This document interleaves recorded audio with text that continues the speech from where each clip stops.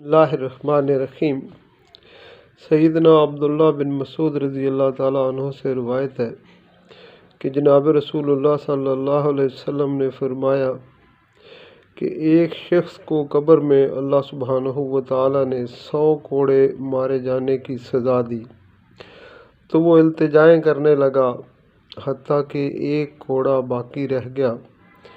तो फरिश्तों ने उसे एक कोड़ा मारा और उसकी कब्र आग से भर गई। जब आग ख़त्म हुई और उसे कुछ अफाका हुआ तो उसने फरिश्तों से पूछा कि मुझे क्यों कोड़ा मारा।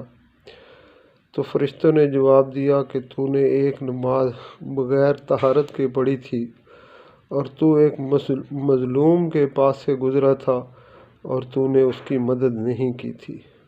मेरे प्यारो, अल्लाह सुब्हानहू व तआला हमें इसके समझने की तौफ़ीक़ अता फ़रमाए। आमीन।